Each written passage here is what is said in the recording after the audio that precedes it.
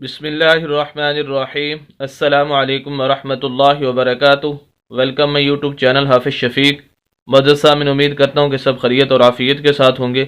الحمدللہ تختی نمبر 11 اس کا پارٹ 11 11واں سبق آج آپ حضرات کے سامنے پڑھنے جا رہے ہیں، جس کے اندر ہم زبر زیر پیش، دو زبر دو زیر دو پیش، کھڑی زبر کھڑی زیر الٹا پیش، حروف مدہ اور لین اور غنہ کرنے کا طریقہ، قلقلہ کرنے کا طریقہ، لفظ کے آخر میں وقف کرنے کا طریقہ اور ساکن حروف، ان تمام چیزوں کی مشق کریں گے۔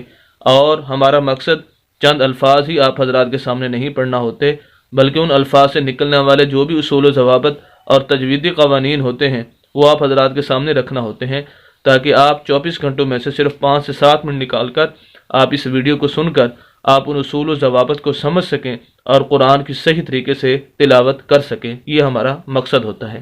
تو آئیے آج کا سبق شروع کرتے ہیں۔ اعوذ باللہ من الشیطان الرجیم، بسم اللہ الرحمن الرحیم۔ فا زبر را فر، غین زبر با غب، فرغب۔ یہاں پر دیکھیں فا کو ہم ملائیں گے را کے ساتھ، اگرچہ فا کے آگے الف ہے، لیکن کیونکہ یہ جو ساکن حروف ہے، را ساکن ہے، ساکن سے مراد اس پر جزم ہے، یہ خود بخود نہیں پڑھا جا سکتا، اس کو ہیلپ کی ضرورت ہوتی ہے پچھلے لفظ کی، اور اس سے پچھلا لفظ الف ہے جو کہ خالی ہے، اور خالی حرف وہ نہیں پڑھا جا سکتا، اس وجہ سے ہم فا کو ڈائریکٹ را کے ساتھ ملائیں گے۔ اور یہ بعض دفعہ درمیان میں جو خالی حروف آتے ہیں، یہاں پر تو صرف ایک ہے، بعض جگہ پر دو دو بھی آ جاتے ہیں، تین تین بھی آ جاتے ہیں، تو یہ جو خالی درمیان میں آتے ہیں ان کو نہیں پڑھا جاتا، تو فا کو ڈائریکٹ را کے ساتھ ملائیں گے۔ تو اصول یہ نکلا کہ ایک تو ہم نے ساکن حروف کے ساتھ پچھلے حرف کو ملانا ہے، اور دوسرا یہ کہ جو خالی حرف ہوتا ہے اس کو نہیں پڑھا جاتا، اس وجہ سے فا زبر را فر، غین زبر با غب، کیونکہ با بھی ساکن ہے تو غین کو ہم با کے ساتھ ملائیں گے۔ دوسری بات یہاں پر آپ دیکھ رہے ہوں گے کہ اس کا کلر چینج ہے، با کا بلو کلر ہے، اور یہ قلقلے کی نشانی اور علامت ہے۔ قلقلہ کیا ہے اور کن حروف پر ہوتا ہے؟ حروف قلقلہ 5 حروف ہیں جن پر قلقلہ کیا جاتا ہے، قاف، طا، جیم، دال اور با، جیسے یہ با ہے یہاں پر، جن کا مجموعہ قطب جدن، اگر ہم ان کو ملا کر یاد رکھنا چاہیں، قطب جدن، یہ الفاظ اگر ہم یاد کر لیں، قاف، طا، جیم، دال، با، ان پر قلقلہ ہوتا ہے۔ کب؟ جب یہ 5 حروف ساکن ہوں، ان پر جزم ہے، جیسے یہ با کے اوپر جزم ہے، تو جب یہ 5 حروف ساکن ہوں گے ان پر قلقلہ ہوگا۔ قلقلہ کیا ہوتا ہے کہ آواز کو روک نہیں دینا، بلکہ اس کے اندر کچھ وائبریشن، کچھ حرکت، آواز کو جاری رکھنا ہے۔ یا اس کی بہترین مثال یہ ہے کہ جب ہم کسی کھلے کمرے کے اندر ہوتے ہیں، بڑے ہال کے اندر ہوتے ہیں، جہاں پر کوئی سامان وغیرہ موجود نہ ہو، تو ہم ہلکا سا بولتے ہیں تو ہماری آواز بڑی گونجتی ہے، اسی طرح یہاں پر ہے۔ فاروغب ایک ہے، اگر ہم قلقلہ نہ کریں تو ہم اس کو پڑھیں گے فاروغب، آواز کو ہم بند کرتے ہیں غب، اور ایک ہے فاروغب، فاروغب، تو یہ دونوں آوازوں کے اگر آپ کو فرق محسوس ہوا ہوگا تو یہ قلقلہ اسے بولتے ہیں۔ دوسرا لفظ ہے فا زبر نون فن، صا زبر با صب، فن صب۔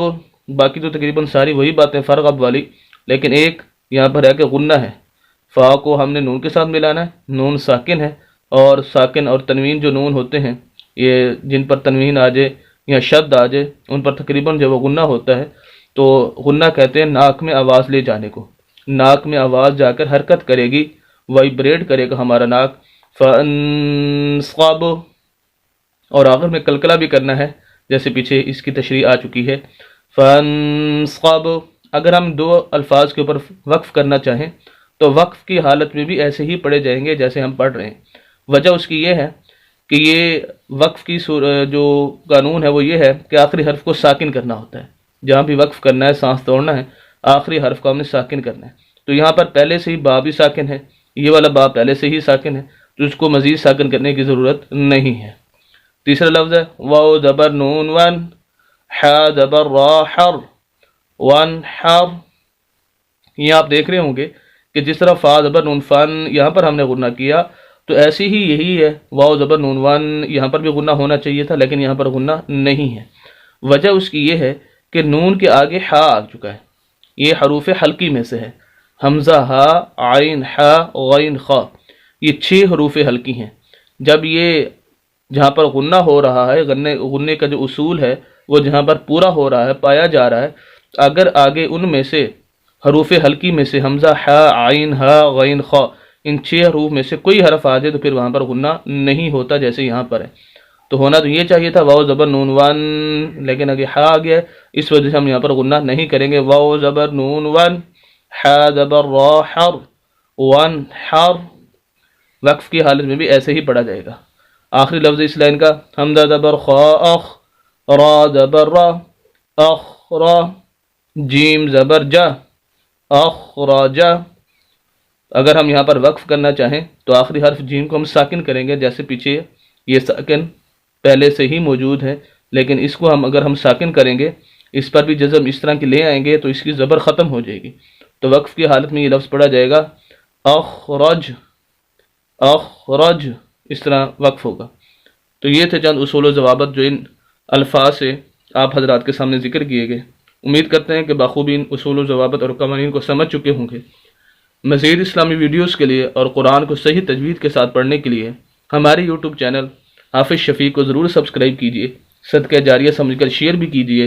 ملتے ہیں نیکسٹ ویڈیو کے اندر کل انشاءاللہ۔ اجازت دیں، اللہ حافظ۔